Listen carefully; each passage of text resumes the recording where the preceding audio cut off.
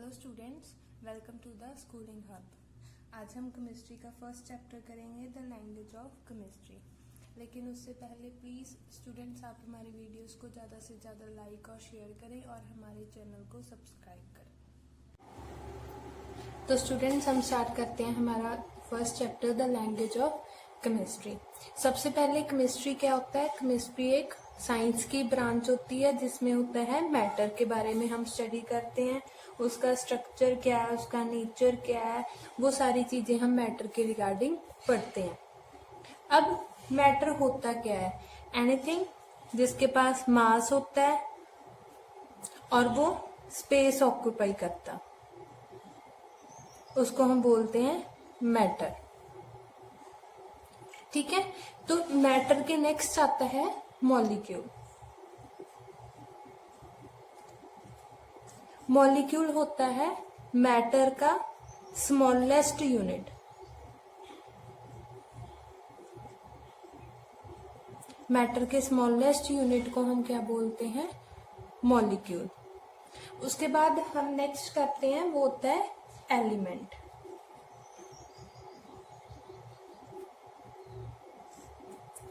Element chemistry में होता है, कोई भी सिंपल फॉर्म में होता है जो चीज मैटर की, simple and pure form of matter. इसकी सिंपल एंड प्योर फॉर्म को हम क्या बोलते हैं? एलिमेंट, जिसको हम फर्दर डिकम्पोज नहीं कर सकते। तो एलिमेंट को क्या हम further can not be decomposed.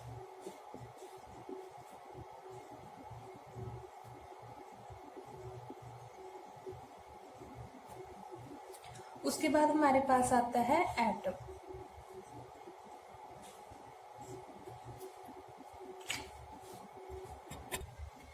तो एटम क्या होता है हमारे पास? Smallest unit of element.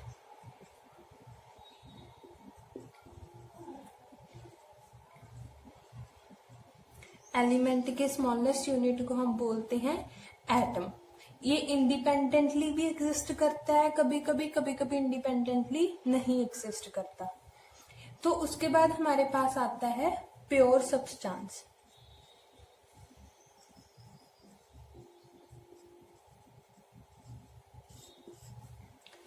Pure substance क्या होता है?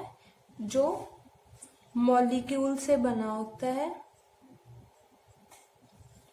ऑफ वन और मोर काइंड।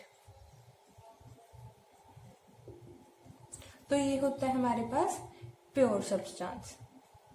ओके, तो अब हम करेंगे टाइप्स ऑफ मॉलिक्यूल्स। हमने मॉलिक्यूल किया था, मॉलिक्यूल क्या होता है? एटम्स का सेट होता है, उससे क्या बनता है? मॉलिक्यूल। वो सेम टाइप का भी हो सकता है, तो वो होता है मॉलिक्यूल। सबसे पहले होता है हमारे पास मोनोएटॉमिक।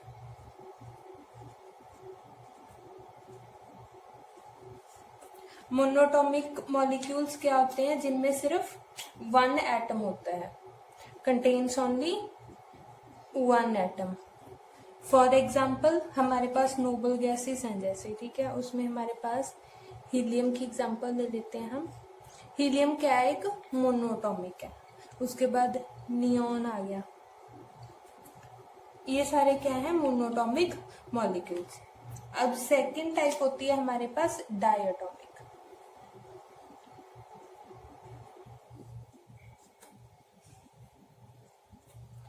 डायएटॉमिक मॉलिक्यूल्स क्या होते हैं?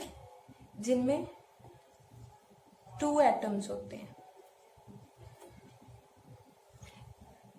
फॉर एग्जाम्पल हमारे पास हाइड्रोजन है। हाइड्रोजन क्या होता है? H2। तो इसमें H के कितने एटम्स आ गए?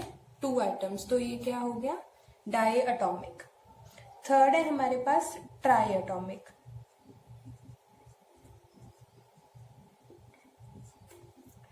ट्राइएटॉमिक होता है मॉलिक्यूल जिसमें नंबर ऑफ 3 एटम्स होते हैं, कंटेन्स 3 एटम्स।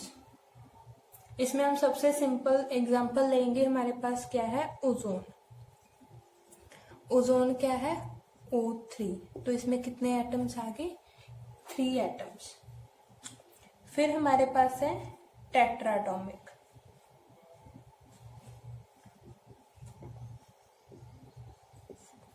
टेट्राटॉमिक क्या होता है? जिसमें हमारे पास 4 एटम्स होते हैं।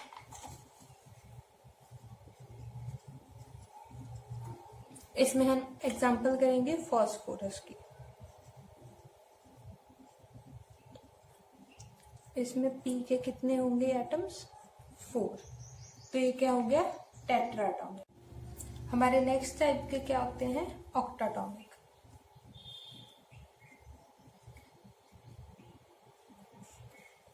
ऑक्टाटॉमिक वो मॉलिक्यूल्स होते हैं जिनमें 8 एटम्स होते हैं। फॉर एग्जाम्पल हमारे पास है सल्फर। सल्फर का फॉर्मूला होता है S8। तो इसमें कितने एटम्स हैं? 8। तो ये क्या हो गया? ऑक्टाटॉमिक। तो स्टूडेंट्स अब हम करते हैं सिंबल। सिंबल क्या होता है? एक शॉर्ट फॉर्म होती है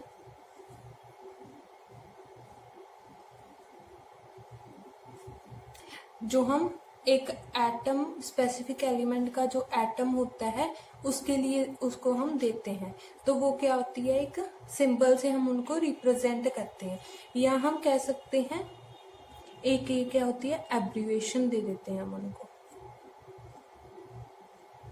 तो एक सिंबल एब्रीविएशन होता है या शॉर्ट फॉर्म होती है एक किसी भी एलिमेंट को रिप्रेजेंट करने के लिए। तो सिंबल के लिए सबसे पहले हम देखते हैं कि सबसे पहले डाल्टन ने सिंबल्स दिए थे एलिमेंट्स को, तो उसने ये पिक्टोरिकल डायग्राम्स दी थी कि ऐसे हम सिंबल्स को रिप्रेजेंट करेंगे, ऐसे हम एलिमेंट को सिंबल के साथ रिप्रेजेंट करेंगे। लेकिन ये चीज उसकी फेल हो गई।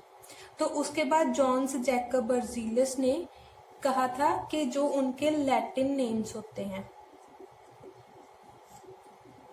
जो भी एलिमेंट है जो उसका लैटिन नेम है, हम उसको उसके साथ रिप्रेजेंट करेंगे। जैसे गोल्ड है, गोल्ड का होता है ऑरम लैटिन नेम, तो उसको हम रिप्रेजेंट करेंगे AU के साथ। सिल्वर का होता है अर्जेंटम, उसको AG के साथ। टिन का होता है स्टेनम, तो उसको SN के साथ। तो इसी से हमारे पास, जब उसने ये मेथड सुजेस्ट किया, हमारे पास आयुपेक नेम्स हम जिनको बोलते हैं IUPAC, तो हमारे पास ये स्टार्ट हो गया। इसका मतलब होता है international union of pure and applied chemistry. तो इसमें उन्होंने कहा कि हम जो भी एलिमेंट्स हैं उनको हम रिप्रेजेंट करेंगे लैटिन या इंग्लिश, लैटिन प्लस इंग्लिश, हम उनको दोनों से रिप्रेजेंट करेंगे। तो इसी के साथ सिंबल्स अब जो रिप्रेजेंट होते हैं वो लैटिन नेम से भी होते हैं और उनके इंग्लिश नेम से भी रिप्रेजेंट होते हैं। हमेशा जो भी सिंबल होता है वो हमेशा कैपिटल में रिप्रेजेंट होता है। जैसे हमारे पास हाइड्रोजन है,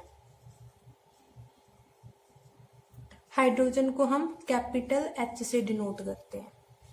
लेकिन अगर जैसे बहुत सारे एलिमेंट्स ऐसे होते हैं जिनका फर्स्ट लेटर बिल्कुल सेम होता है, जैसे carbon, cobalt, copper, calcium, cadmium, ऐसे कितने और एलिमेंट्स हैं, क्लोरीन हो गया, तो इनका फर्स्ट लेटर C सेम है, तो इनको हम कैसे रिप्रेजेंट करेंगे? जैसे कार्बन है,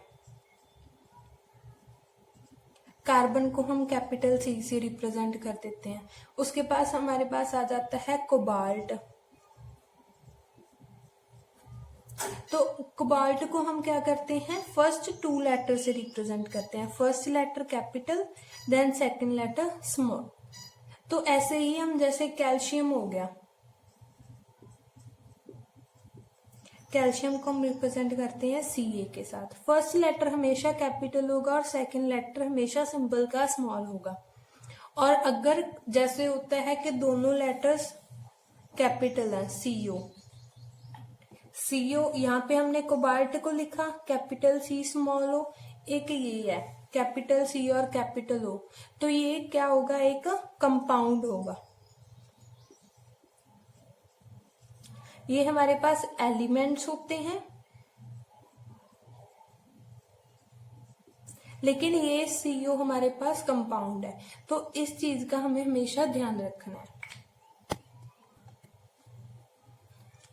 तो अब हमारे पास हम सिंबल के सिग्निफिकेंस करते हैं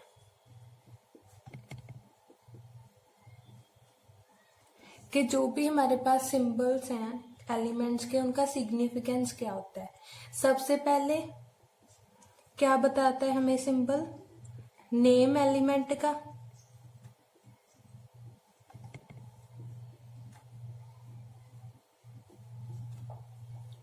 हमें सिंबल देख के पता चल जाता है कि ये कौन सा एलिमेंट है, तो वो उसका नेम बताता है। उसके बाद वो क्या बताता है? 1 एटम ऑफ एलिमेंट। जैसे हमने यहाँ पे हाइड्रोजन की एग्जांपल की थी, इसको हम H से रिप्रेजेंट करते हैं, तो ये क्या बता रहा है? हाइड्रोजन H मीन्स 1 एटम बता रहा है उसका। उसके बाद हमें पता है कि जो भी हमारे पास एलिमेंट्स हैं उनका एटॉमिक मास होता है, तो ये हमें उनका मास भी बताता है कि उनका मास क्या है। तो ये हो गई सिग्निफिकेंस सिंबल का। ओके, तो स्टूडेंट्स अब हम करेंगे वैलेंसी। तो वैलेंसी क्या होता है? नंबर ऑफ इलेक्ट्रॉन्स जो एक एटम लूज कर सकता है या वो गेन कर सकता है। तो number of electrons atom can gain और लूज, वो हो जाएगी उस एटम की वैलेंसी। तो वो इलेक्ट्रॉन्स अपने कहाँ से लूज करता है? जो उसकी आउटरमोस्ट शेल में से वो अपने इलेक्ट्रॉन्स लूज करता है, तो वो हो जाती है उसके वैलेंस इलेक्ट्रॉन्स।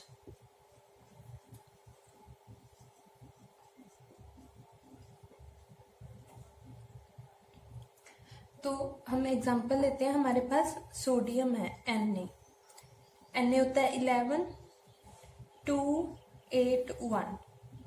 तो इसकी जो वैलेंस शेल है, आउटरमोस्ट शेल है, यहाँ पे क्या है 1, तो ये 1 एटम लूज करेगा, मीन्स एक इलेक्ट्रॉन लूज करेगा, तो इस पे क्या चार्ज आ जाएगा? Positive charge. ये बन जाएगा 2 8। तो उसके बाद एक हम एडिशन वाली लेते हैं एग्जांपल। फॉर एग्जांपल हमारे पास है क्लोरीन। क्लोरीन की वैलेंसी होती है 2 8 एंड 7, 17 होता है क्लोरीन का। तो अब इसका वो ऑक्टेट कंप्लीट करने के लिए एक इलेक्ट्रॉन क्या करेगा? ऐड करेगा। तो एक इलेक्ट्रॉन ऐड होगा, तो ये क्या बन जाएगा? क्लोरीन नेगेटिव, और इसकी जो आउटर मोस्ट शेल है वो क्या हो जाएगी? कंप्लीट हो जाएगी, उसका ऑक्टेट कंप्लीट बन जाएगा। अब जो ये पॉजिटिव होते हैं, ये क्या बन गया? एक आयन बन गया। जब इसने एक इलेक्ट्रॉन लूज कर दिया और एक ने इलेक्ट्रॉन गेन कर दिया, ये हमारे पास बन जाते हैं आयंस। तो जो पॉजिटिव होते हैं वो होते हैं कैटायंस, और जो नेगेटिव होते हैं वो होते हैं एनायंस। हम वैलेंसी को ये भी बोल सकते हैं कि उसकी जो कंबाइनिंग कैपेसिटी एक एटम की क्या है, वो हम कंबाइनिंग कैपेसिटी देखते हैं हाइड्रोजन के साथ। फॉर एग्जाम्पल हमारे पास है, हमने ये क्लोरीन की एग्जाम्पल लेते हैं। क्लोरीन है, इसकी वैलेंस इलेक्ट्रॉन एक इसको चाहिए कंप्लीट करने के लिए, तो ये हाइड्रोजन के साथ पेयर कर लेगा एक मॉलिक्यूल बनाने के लिए। ये क्या बन गया? एक मॉलिक्यूल। तो वो हाइड्रोजन के साथ पेयर कर लेगा। एक हाइड्रोजन के साथ पेयर किया मीन्स इसकी वैलेंसी क्या आ गई? 1। वैसे ही हमारे पास नाइट्रोजन है, जैसे हमारे पास है नाइट्रोजन N। इसके आउटरमोस्ट शेल में 3 इसको वैलेंस इलेक्ट्रॉन्स चाहिए अपने ऑक्टेट कंप्लीट करने के लिए, तो ये 3 हाइड्रोजन के साथ पेयर करेगा।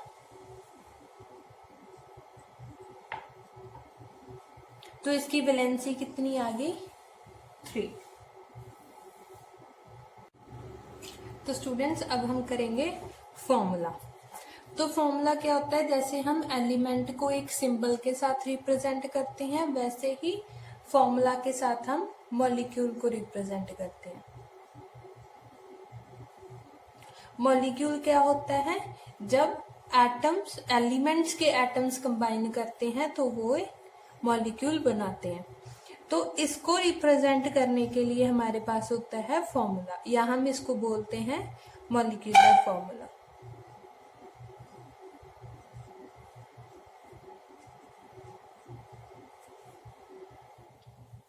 तो जो भी सिंबॉलिक रिप्रेजेंटेशन होती है मॉलिक्यूल की, उसको हम बोलते हैं मॉलिक्यूलर फॉर्मूला या केमिकल फॉर्मूला। तो इससे हमें क्या पता चलता है, जैसे हमारे पास है अमोनियम क्लोराइड है, हमारे पास NH4Cl, ये क्या है, अमोनियम क्लोराइड।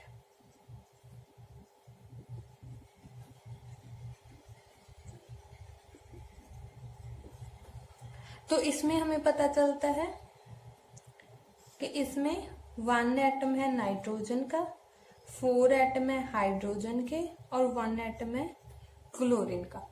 तो मॉलिक्यूलर फॉर्मूला से हमें ये चीज पता चल जाती है कि उसमें कितने मॉलिक्यूल्स हैं, या कितने, एक मॉलिक्यूल के कितने एटम्स हैं।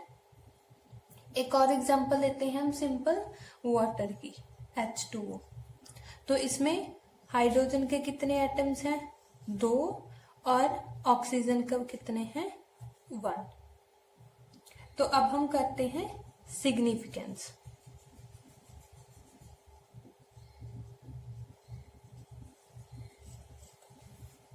तो इसका सिग्निफिकेंस क्या होता है, मॉलिक्यूलर फॉर्मूला क्या रिप्रेजेंट करता है।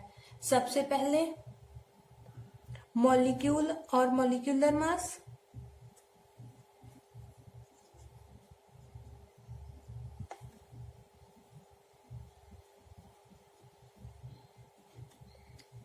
सबसे पहले हमें ये बताता है।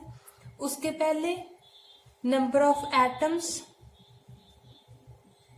नंबर ऑफ डिफरेंट एटम्स, कि कितने एटम्स हमारे पास प्रेजेंट हैं, जैसे हमने ये एग्जाम्पल किए हैं। उसके बाद वो हमें बताता है ratio of their masses, ratio of masses.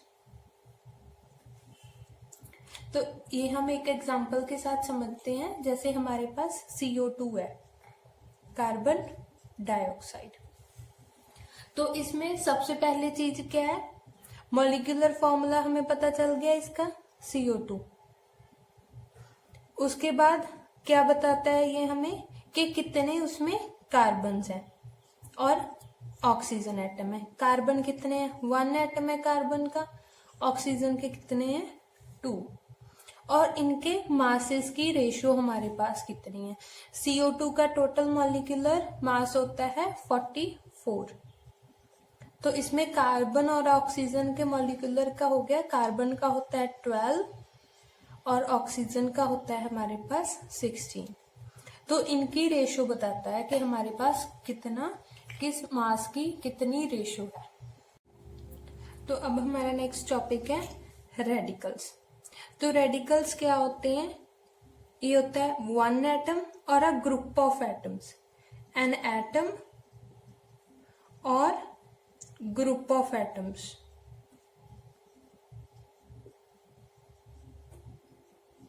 जिनमें क्या होता है, वो एक सेम एलिमेंट के भी हो सकते हैं या डिफरेंट एलिमेंट।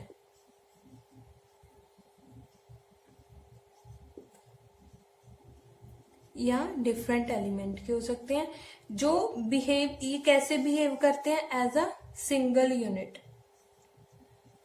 वो as a single unit behave करते हैं और उनपे पॉजिटिव या नेगेटिव चार्ज होता है, तो उनको हम क्या बोलते हैं, रेडिकल्स। रेडिकल्स हमारे पास होते हैं 2 टाइप के। पहले होते हैं सिंपल रेडिकल, एक होता है हमारे पास कंपाउंड रेडिकल।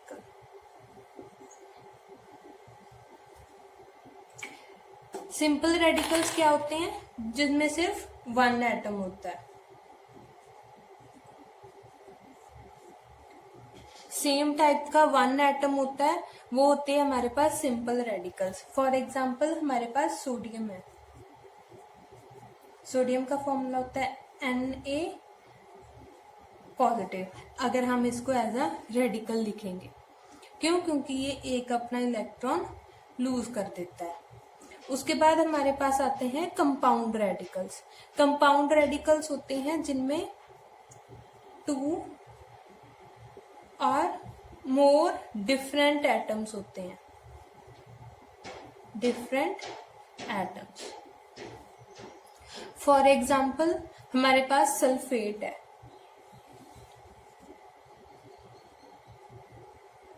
तो सल्फेट होता है SO4 2 नेगेटिव।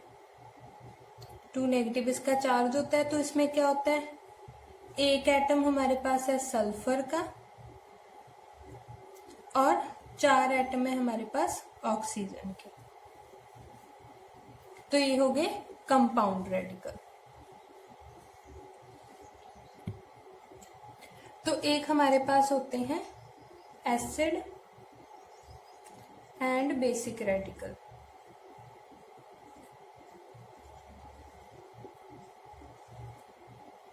ये हम एक एग्जांपल लेकर समझते हैं। फॉर एग्जांपल हमारे पास है potassium hydroxide KOH plus hydrochloric acid HCl।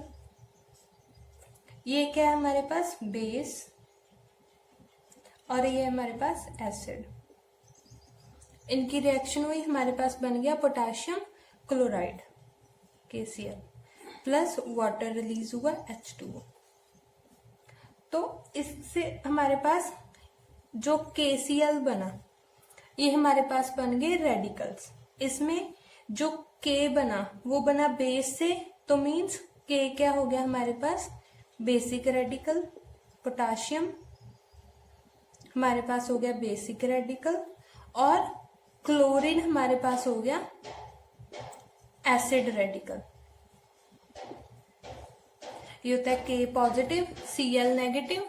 तो जो बेसिक रेडिकल्स होते हैं वो हमेशा जो हमारे पास बेसिक होते हैं वो हमेशा क्या होते हैं? Electro positive. मीन्स जो एक बेस से बनते हैं। और जो एसिड होते हैं वो होते हैं इलेक्ट्रो नेगेटिव। ये होते हैं हमारे पास इलेक्ट्रोनेगेटिव। उसके बाद हमारे पास आती हैं टाइप्स ऑफ, इसके रेडिकल्स के आगे कितने टाइप्स होते हैं। सबसे पहले हमारे पास होते हैं मोनोवैलेंट।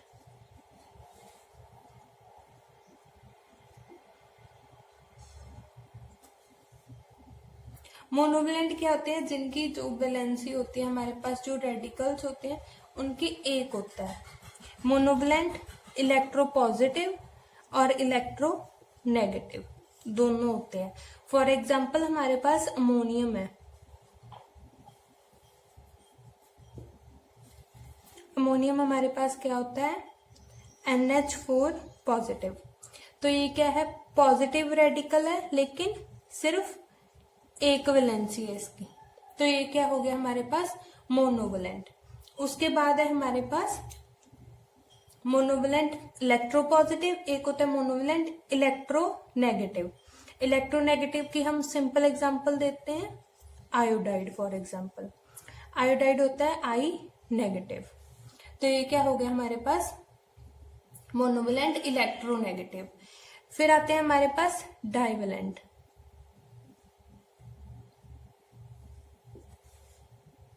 डाइवैलेंट होते हैं हमारे पास इलेक्ट्रोपॉजिटिव और इलेक्ट्रोनेगेटिव। डाइवैलेंट पॉजिटिव की हमारे पास सिंपल एग्जांपल है कैल्शियम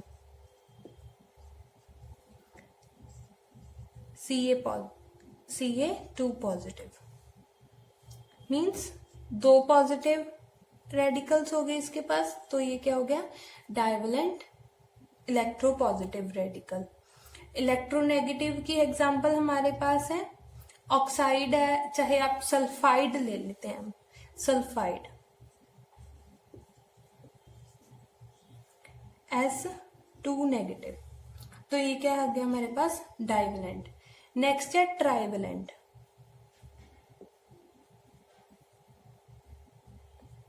ट्राइवेलेंट होते हैं जिसमें 3 होते हैं, फॉर एग्जाम्पल एल्यूमिनियम।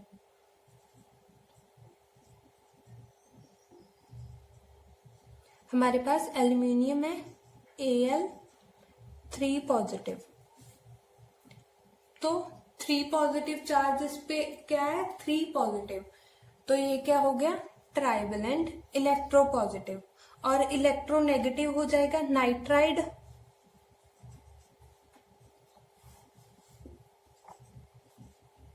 हमारे पास नाइट्राइड होता है N3 नेगेटिव।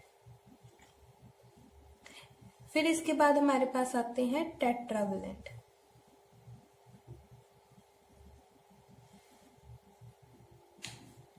टेट्रावेलेंट होते हैं जिनमें 4 होता है। इनमें हम लेड की एग्जांपल लेंगे। लेड क्या होता है, Pb4 पॉजिटिव, तो ये क्या हो गया, tetravalent electropositive. Electronegative आ जाएगा हमारे पास कार्बाइड। कार्बाइड होता है C4 नेगेटिव। तो ये थे हमारे रेडिकल्स। तो अब हम करते हैं कि केमिकल फॉर्मूला को हम कैसे लिखेंगे। सबसे पहले हम एग्जांपल्स के साथ देखेंगे इनको। सबसे पहले हम एग्जांपल लेते हैं मैग्नीशियम क्लोराइड की। मैग्नीशियम क्लोराइड, तो सबसे पहले आप क्या करो, जो हमारे पास फॉर्मूला गिवन है उनके सिंबल्स लिख लो। जैसे मैग्नीशियम का क्या होता है, Mg plus with their valences, 2 positive charge होता है इस पे। क्लोराइड का होता है Cl नेगेटिव, इसका 1 नेगेटिव होता है। तो उसके बाद जब हमने वैलेंसेस लिख ली, तो जो ये पॉजिटिव और नेगेटिव चार्ज है इनको हमने इग्नोर करना है। सिंपल लिख लो, जैसे Mg2Cl1। अगर तो इनमें कुछ HCF कॉमन फैक्टर निकल रहा है तो हम पहले HCF निकालेंगे, लेकिन 2 और 1 में कोई HCF नहीं निकल रहा है तो हम इनको सिंपली क्रॉस मल्टीप्लाई कर देंगे। तो इनको क्या करना है, जो इनकी ये वैल्यूज हैं इनको हमने क्रॉस मल्टीप्लाई कर देना है। तो ये क्या हो जाएगा, Mg1 और Cl2, तो ये हमारे पास फॉर्मूला आ गया MgCl2। एक और एग्जांपल देखते हैं। हमारे पास एग्जांपल है कैल्शियम ऑक्साइड।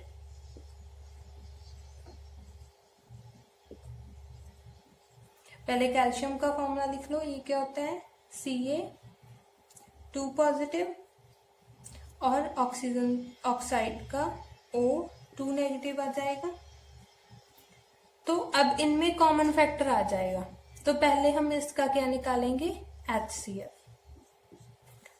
2 कॉमन आ जाएगा तो इनका क्या रह जाएगा, Ca1 पॉजिटिव और O1 नेगेटिव। तो ये नेगेटिव साइन को हम एक्सक्लूड कर देंगे और इनको क्रॉस मल्टीप्लाई करेंगे, Ca1 O1, तो इनको क्रॉस मल्टीप्लाई कर दिया तो ये क्या हो गया, CaO। तो स्टूडेंट्स, हमने केमिकल फॉर्मूला तक कर लिया है कि हमने केमिकल फॉर्मूला कैसे लिखना है। तो बाकी के कंसेप्ट हम नेक्स्ट वीडियोस में करेंगे। आप प्लीज़ हमारी वीडियोस को लाइक और शेयर करें और हमारे चैनल को सब्सक्राइब करें। Thank you.